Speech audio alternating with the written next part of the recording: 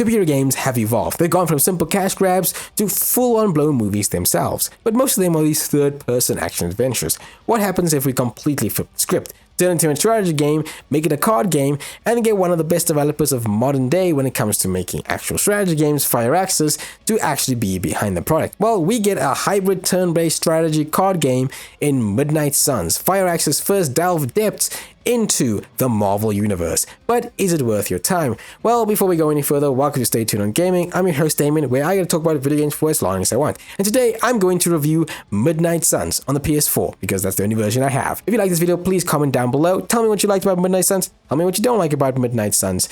And of course, share and subscribe to the channel. Let's get into the game. Midnight Suns' story is all about ancient magic, mystical gods, ancient gods, and the resurrection of evil. Hydra manages to resurrect a demon of old, Lilith, who is known as the mother of demons. She's here to destroy the world and corrupt our very heroes into villains. With the heroes now pushed at the brink, they decide to resurrect the only person that can stop Lilith, her only child, the Hunter, i.e. the player. Now awakened, the Hunter must do everything in his power and bring together the Midnight Suns, the Avengers, and the X-Men to take down his mother once and for all. But is there even more ancient and more evil being at play here? Well, to find out, you have to play the game. And that's basically the story of it. Every single time, the Hunter will take a group of people and different heroes to basically figure out how to stop Lilith. You'll come across other villains, you'll come across Hydra, and of course Lilith's plan to basically take over the world. And that's the story in a nutshell. There is a little bit of other themes, of course, the themes of knowing who you are, family, friendship, and just trying to figure out your place in the world, because the Hunter doesn't know who they are. It's interesting, and there's a lot of moving parts into it. Now, if you are a Marvel fanatic, you'll probably understand everything that happens in this world.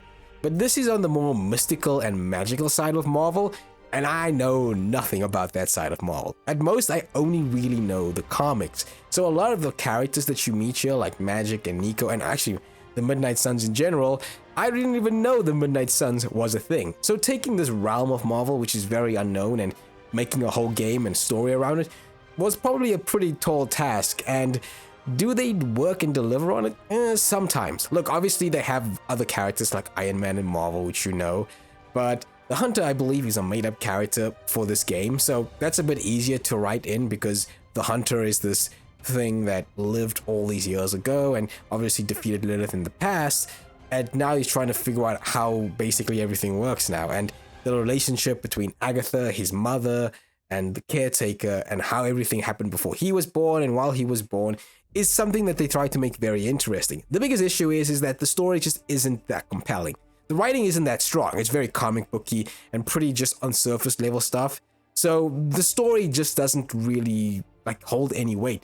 Every single time, it just kind of feels like it's stepping stones to get you from one place to another. And the same can go for a lot of the characters. Don't get me wrong, there are a couple of characters I really like, and you actually delve a lot into the character's past. But it's also you gotta go through dialogue after dialogue after dialogue to finally get into something that's actually really meaty and interesting. Though I will admit, I did like characters like Magic and Nico, who I thought were some of the best written characters in the game, where everyone else kind of just felt pretty boring and pretty just surface level. I don't know a lot about the lore of these characters, or a lot of the lore besides the movies, so I don't know anything more comic book wise or comic book accurate, and there's probably a lot of references they make to their comic books and stuff like that. I have no idea about any of that. But the story itself and the main meat with all of the Lilith stuff and taking her down really isn't that compelling. It's pretty meh overall. And all the other characters, as you do their friendships and learn their backstory and how they see the Hunter and prevail as the Hunter, also isn't that interesting to me. There's a couple of fun tidbits here and there when it comes to the story, but most of all, I really just didn't connect with a lot of the characters. I didn't connect with really all of their real big friendship discussions, because I just didn't feel it at all. And the story itself just felt like there's 3 different chapters in the story, 3 different parts, and none of the parts felt really, really crazy. Really, when it came to the end of the game, they built up this villain and they tried to have some big twist at the end, and it was it was okay, but it really wasn't anything special or super I need to play the game story. It just felt like a vehicle to get you to more characters and to get you to understand certain things, which is fine, but again, nothing to write home about. And as you play the game, it started to become pretty just boring. I have to say, when I got around the end of the game, all the character stuff and the friendship stuff and the many lore, because there's a lot of lore. They really worked a lot on this game's lore and really getting into these characters. I just didn't really get that interested into it, which is weird because if you have like something like a friendship system, which this game does have, I'm super in on it. I'm like, yeah, let's do this. I love to learn all about these characters. And here, it was really, for me, like I said, Nico and Magic, that was probably for me the best written of the characters, where everyone else, just Blade wasn't really that interesting, and Ghost Rider wasn't also really that interesting as the game went on. I just didn't really get into it that much. And what the sad thing is that the characters interacting with themselves, I also was like, some of them were pretty fun, but a lot of the times it was just the back and forth between Tony and Doctor Strange arguing, then the Midnight Suns arguing with the Avengers, and then Wolverine just felt like he was there. The Caretaker and Agatha stuff were interesting, but it also kind of just started to drag a lot in the end. And the story itself also dragged at the end as well. So yeah, story overall was pretty meh. Didn't really enjoy it. I didn't really enjoy it that much. It's good, but it's nothing super interesting. And I can also see a lot of people just skipping through a lot of the dialogue of the boring scenes. When it comes to graphics, this game actually looks pretty fine. It's okay in a lot of parts and looks pretty decent, I will say. I like a lot of the outfits. The environments all look really good when it comes to the graphics. The cards have great art on them as well, and they're easily discernible. Like, you can easily tell which card is which, so that's a real good plus for it. But playing this on the PS4, as I started to play more into the game for some reason just started to stop loading textures at random times, and it got really bad. Like, I couldn't load textures on outfits, like on the costumes. That was pretty bad. Like, I couldn't hardly see. It would happen in cutscenes. It would happen in the environment. It got really bad on the PS4. Now, probably on the PC and the other consoles, it looked fine and it looks good. But it got really bad on the PlayStation 4, where the textures just stopped loading in. And it wouldn't be like a random assortment. Some cutscenes play fine without any issues whatsoever. Then out of nowhere, a cutscene would just be completely blurry. Like, the faces would be a little blurry, like pretty weird looking, and then the outfit would be completely blurred as well. But the moment I got into like a mission, it was fine. There was no issues whatsoever. And it was really just the customization part where the game's textures never loaded. There was like only really one environmental part where it didn't load, which was like around the Abbey area. But mostly, like, everything else was fine. It loaded in except for the outfits. And then you get in game and it's totally fine. Everything loads, which was so weird. It was just this weird inconsistency the game had. And this continued all the way till the end of the game. So again, graphics are fine, but on the PS4, it is really going to like hurt you if you are a graphics fanatic, because there's a lot of pop-in. Sometimes backgrounds wouldn't load, and worst of all, the textures just wouldn't load. Like, I stopped customizing people because you couldn't even see their shirt sometimes. It would just be a complete blob. I'll be like, okay, what's the use of customizing? This would happen also in the Abbey, like when you're putting portraits up and stuff like that. It would also be there as well. But everything is fine elsewhere. Maps loaded good, and they were nicely highly detailed, and they're also very different, so you could always tell what was happening. The characters all look good as well, and the Abbey itself was really well done as well. So graphics for PS4, I'm gonna give it on the low end here. It was pretty meh, but it's not a graphics powerhouse per se. And really, the only super cool looking stuff in the game, I would say, is the supers that you do in there. But to be fair, even then, it was pretty a mundane experience with the supers. I thought they would look way more cooler. You just get like these combo cards. That really isn't that cool as well. I think the best one out of the entire game is Ghost Rider's one. And that's like one of the only ones, one of the first ones you get in the game. And like Ghost Rider's one is like the best in the game, which is totally freaking weird. Overall, mixed bag. Audio is great. I think the voice acting is fantastic. Everyone does a great job in here. The Hunter as well, who you can play as a male or a female. I never played as the female, but the male character is a really good voice actor. Really well done. Music as well is actually pretty good. I like the Abbey's main theme. You hear that quite a bit. And the theme itself was actually the main, like, overall Midnight Suns theme was also really well done. So overall, great package on the music and the audio for me.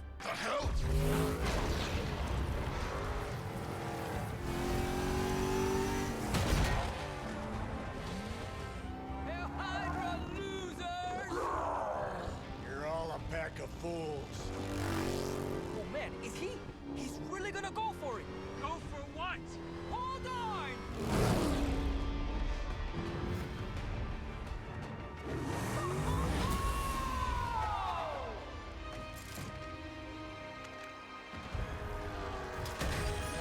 Midnight Sun's gameplay is a lot of things. It's a hybrid game in itself, a strategy, turn-based card game, with an emphasis on the card game.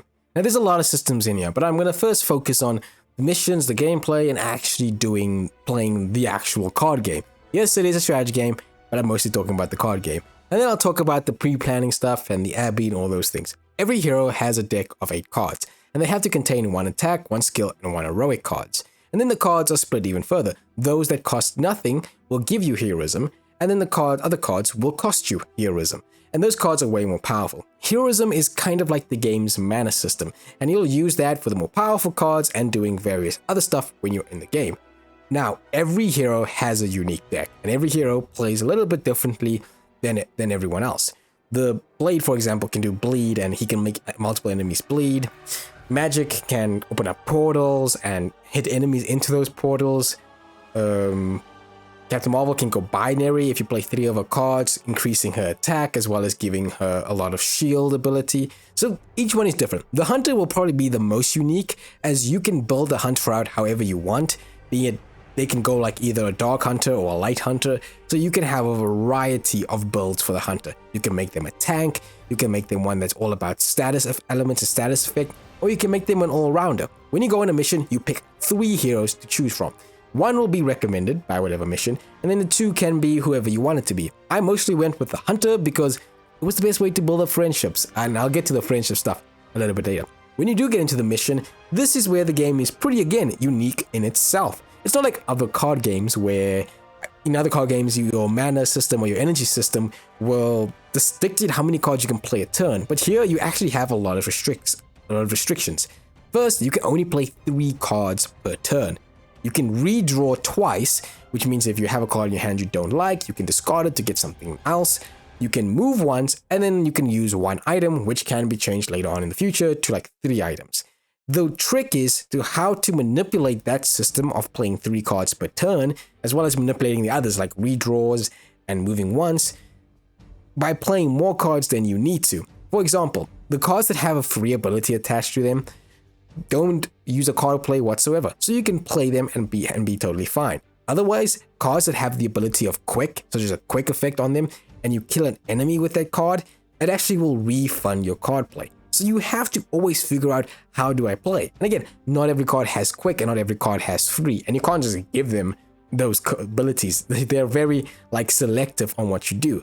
So you'll have to always figure out what's in your hand, what do I redraw, what don't I want, and how can I use it. And again, some cards will cost a heroism, and you will have to build up that heroism with other cards. Some cards will give you 1 heroism, some won't give you any, and some can give you 2 or 3. Do you sacrifice playing one of your card plays to build up the heroism, then use a card that you have in your hand that has a lot of heroism to play it so you can do a lot more damage? And you will have to thin out the herd, as while you have only 3 heroes to play, you will have a lot of enemies that you'll have to take around. You will almost every single time, be outnumbered. The most basic enemy you'll face are minions, and these guys have no health bar whatsoever. So my trick was always to use the quick on them because they can be killed and I can refund my card play. So I would kill them so I can thin the herd, and then I can just focus on the actual enemies that will do a lot of damage. And as for those enemies, there's a lot of variety when it comes to enemies. You have enemies that can stun you, enemies that will use shields to protect another enemy, enemies that can duplicate, enemies that will heal other enemies or give them other status effects. There's a good variety of them, and each one more dangerous than the rest. Sometimes the enemies are just so strong and so powerful. But if you have played all your cards, there are actually other things you can do. Every map has environmental environments that you can use to attack enemies with, such as kicking a crate, throwing boxes at them, dropping a pole on them. And this does cost heroism as well, mostly 1 or 2, which is why it's very important for you to figure out, when do I use this environmental attack? Do I have enough heroism to use the heroic card and still do an environmental attack to kill the enemy? And there's a lot of thought that goes into what you do every turn. Movement and positioning is also very important in the game, as wherever your hero lands, it'll be where they will land for the rest of the turn. And this is important because some environmental attacks are only wherever the hero is situated on the map. So if he's behind the crate and you want to hit left, because the enemy's on the left side, you won't be able to because you're pointing in front of the crate. You can't just point to the left.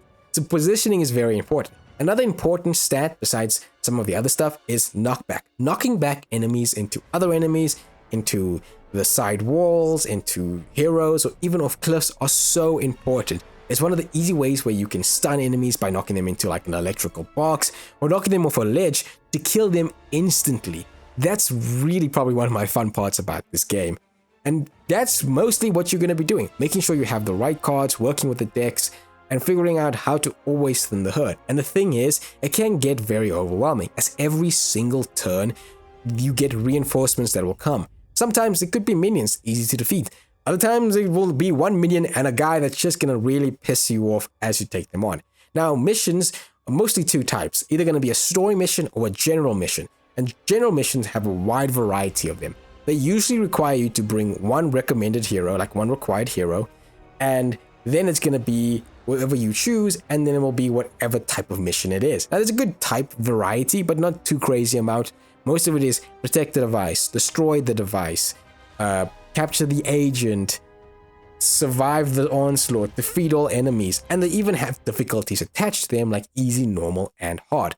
Each general mission will give you something different as a reward, which will be like heroic essence, which is important for upgrading cards, things like research stuff, which you can use to stuff for research, various stuff like that. So you'll always be trying to figure out, like, do I need credits for this mission? Do I need to get essence because I want to upgrade my cards? And you're usually always low on a lot of stuff when it comes to the game. When it comes to actual story missions, they're pretty long and they have boss fights thrown in where they're much more powerful and need to be down twice, and they do completely different moves than the enemies themselves, and they can last a good time. General missions will usually last like an hour, maybe even less than that, because some missions can end pretty early if you complete the objectives. Even though you have enemies left over, it will just end. And the only time a general mission can get really, really scary is if like a villain appears. At random points, villains will appear, and they again are dangerous. They have way more health than everybody. They do a lot more damage. And again, it can get really crazy because if you have a lot of enemies and you have a villain appear, then it's like almost overwhelming to a point of how do I stop this? And if you don't have the right cards in your hand, and you're just screwed.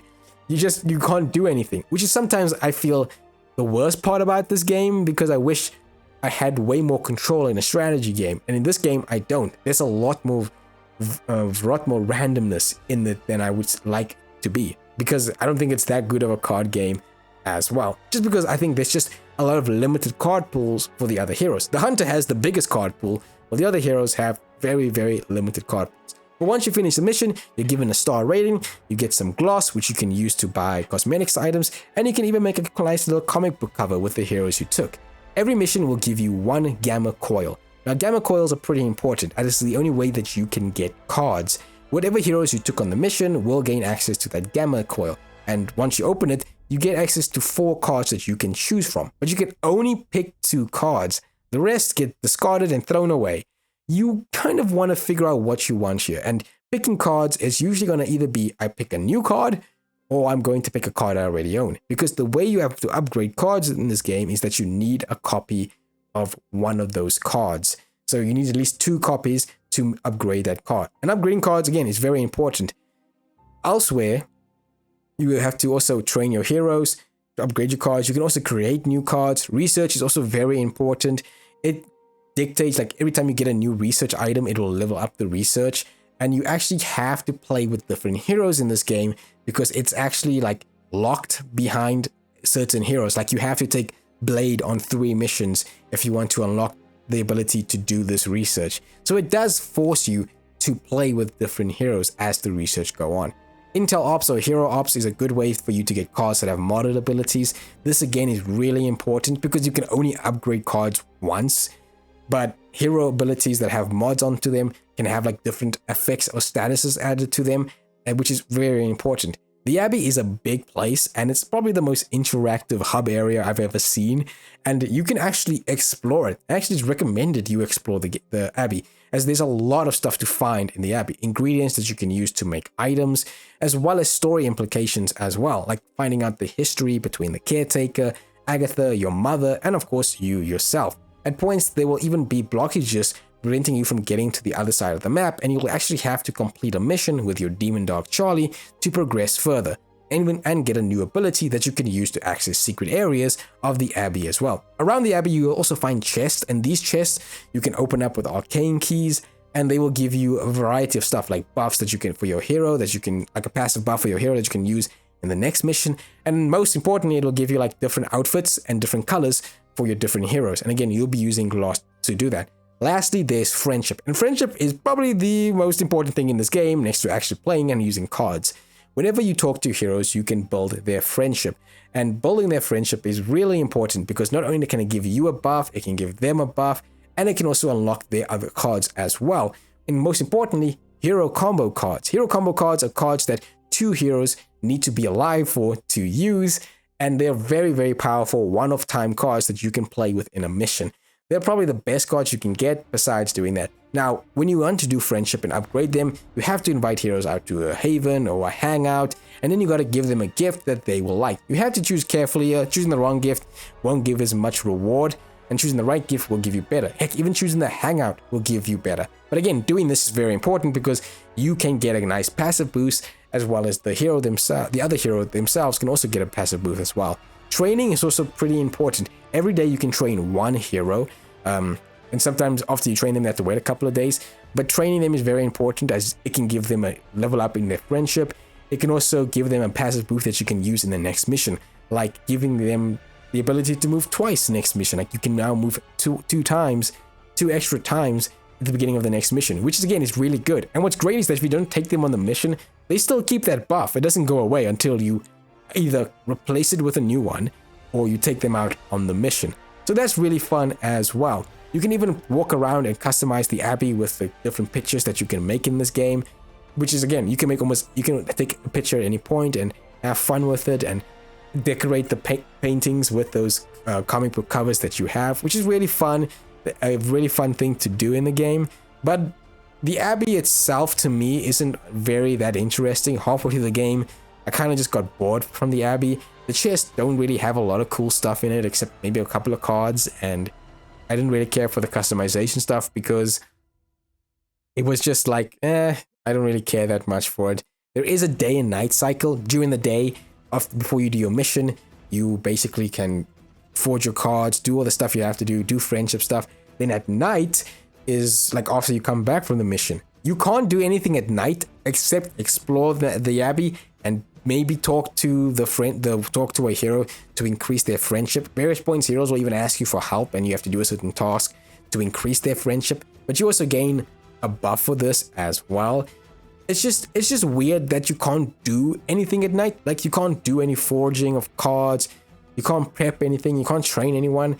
It's like you can just walk around at night at the Abbey, do some exploration, and then talk to the heroes. And the friendship thing is like also very restrictive. Like you can't just walk up to a hero and give them a gift. You have to wait until you can actually invite them to a hangout, and you have to choose who you're inviting, because if you choose one hero, the other ones all fade away. There are actually special stuff for the friendship things as well, as there are small groups in each little like small of the factions that you have, such as the emo kids, shop class, and book club. I will say that the emo kids is probably the best story. Book club is pretty boring, and shop class I didn't really care for. Emo kids is the most interesting because like they actually delve into the hero's past, and you get to talk about all these different stuff with all the different heroes. It's actually the most interesting and the thing I like the most and actually wanting to do. But the others were pretty boring. If you do level up a hero's friendship to full, you unlock a special mission for them. I want you to defeat that. You get them a special Midnight Sun outfit, and you unlock their most ultimate like boss card that they can use, which is really, really cool. It just takes a really, really long time. And the only way you can really increase friendship the fastest is inviting them to havens or hangouts, giving them the right gifts, and taking them on missions with the hunter. The hunter needs to be present, otherwise they do not get the friendship stuff. So most of the time, you will have the hunter on the mission, mostly because he is the best to use, and he has the best cards in some of the places. And you can make him actually do a lot of stuff that the heroes can. Like a lot of heroes don't have a heal card. The hunter mostly has a lot of heal cards, and it's very important, especially in this game where you're probably going to lose a hero later on in the missions as well. Difficulty is also pretty unique, where you start on like the normal difficulty of the game, then as you progress and play and get really good ratings, you unlock a new mission, a new difficulty at every single time. So Ultimate 1 to Ultimate 2, Ultimate 3. I really like this. It does give you some reason to do really well on the missions, and it does make the game more difficult if you once you start getting used to the mechanics and all the gameplay stuff. It makes it actually a bit more dangerous. Like at first you have like 2 revive cards. When your hero goes down, you can revive them. But if you go higher in difficulty, you lose that and you go to 1 revive card, and then eventually you lose to no revive cards as well. If you do fail a mission, no worries. You can just restart the encounter. There's really not much like consequences to failing a mission, nor is there any consequences to having like 1-star ranking on it. The only consequences you may have is that a hero could get injured, and if you take an injured hero out, they will not only get injured cards, but they also start with a debuff as well. Though this can be fixed if you wait a couple of days before you do it. And that can be suck if you try to take them out on a story mission. The game is very linear, and there's really not a lot of spontaneous stuff that happen in this game.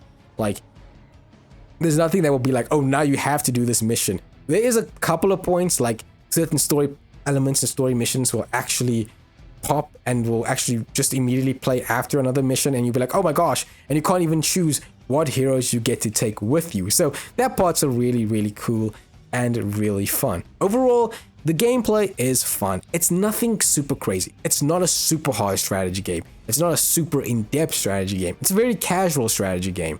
And it's also a very casual card game. It's not as in-depth as other card games, nor is there even as many cards as many other card games themselves. I will say that if you're not a fan of card games, this game is not for you. It just isn't. It's not going to make you a fan of a card game. I can see a lot of people being pretty bored by a lot of the gameplay and a lot of the dialogue, as this game has so much dialogue. And most of it is pretty mundane, meh, and pretty forgettable. You might love it and fall in love with it, but I found a lot of it to be pretty forgettable. Especially when you get a new hero and you got to go through all their backstory and all of their talking. And it's like, I don't really need to listen to much of this. I just mostly want to play the card game and actually play the strategy part of it, which I find is the most entertaining for it. The friendship stuff is cool, but I also found that to be pretty restrictive and pretty boring later on as the game became very grindy, because you can never run out of general missions. They always give you general missions. They will always give you that. There's no urgency to do the story mission. So you can actually grind out the game and try to do everyone's friendship stuff, which I did before you get to the final mission of the game. And it became just very grindy. And the general missions aren't that super interesting. The only time, like I said, they get interesting is when a villain appears. And then it feels like, oh, now I'm actually being challenged. Granted, the higher difficulty you go, it can get also much more difficult. But just they increase the enemy size mostly and how much damage the enemy will do. So that does make it a little bit interesting, but not so much. That's my overall thoughts with the gameplay. It's a mixed bag, but it's nothing terrible. I do like some of it, and I don't like some of the things out there as well. There's a few nitpicks I have, but nothing super major. Everything else is pretty fine. For bugs and glitches, this game on the PS4 had a bunch though, I have to say. At many times the game crashed a lot, and it mostly happened at the last mission. The last mission is this long mission that goes on multiple stages, and the game crashed at least 5 times at that point. It was probably the worst point of the game. Like halfway through the mission, game crashed. Then played it, restarted it. Halfway through the mission, game crashed. Played it again. Halfway through the mission, the game crashed again. Like there was even a point I was literally on the last cutscene of the game, and it crashed. Like it literally crashed again, which kind of really sucked and pissed me off. I did play it and eventually finally got to the end of it, but I couldn't believe it crashed so much. Lastly, I did have a saving bug. This happened again only around the last couple of hours that I was playing the game, where the game has an autosave feature in mission, and whenever you do a turn or end a turn, they will usually autosave for you. But the game would sometimes have an error occur and it wouldn't save. And every single time a notification will pop up saying, oh, saving error occurred, after every single turn. It would kind of fix itself after I've played a mission, like after I finished the mission. But if I didn't finish the mission and I restarted it because maybe I was getting annoyed, the saving bug wouldn't go away. So I actually had to complete the mission to get rid of the bug. Everything else there was really nothing else. There is some frame rate drops here and there on the PS4, but that's mostly just in the gameplay section and if you do like a really big move. So there wasn't anything super crazy in that. I will say in the Abbey, the music would cut out sometimes, but it would come back very quickly. Like it will just out of nowhere just cut for a little bit for like a couple of seconds and then it'll pop back in. That's mainly it. The game is around like 20 hours long, maybe 24 hours long. If you're trying to complete it and listen to all the dialogue, it could take much longer than that. There is, of course, a New Game Plus, but I think it's like the worst New Game Plus I've ever played because like you lose a lot of the stuff for New Game Plus, like you lose all your upgrades and a lot of your cards, which doesn't really make it a fun New Game Plus to play. And for replayability, I don't see a lot of replayability in this game. I don't. Once I finished it, I was like, I have no need to replay it again. The strategy game is just, it doesn't make it my story. Even though the hunter is my character, I don't have many stories to tell about missions where I was like, oh my god, this mission got super crazy and it's because of this and I managed to get out of it. There weren't that many missions like that. It was mainly mundane and pretty just by the standard as the game went on, especially when it got pretty grindy at the end as I was trying to do all the friendship stuff as well. And that's really it. That is the bugs and glitches section of it. I didn't really get anything super crazy. I will say just the part that pissed me off the most was the last mission with the complete terrible crashing. That was probably the worst part about the game. And of course, I already spoke about how the textures just wouldn't load and the textures just looked really bad as the game went forward. At first, it started off pretty nice and then it just got pretty bad as well. All who serve Lilith will fall.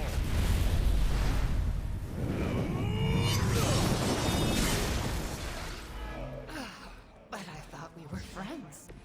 The history books really didn't do you justice. Overall, Midnight Suns is a mixed bag. It is a good game. Like, not an amazing game, but it is still a good game. The story is pretty underwhelming and never grabbed me as I thought it was going to, even though they tried to build some mystery with it.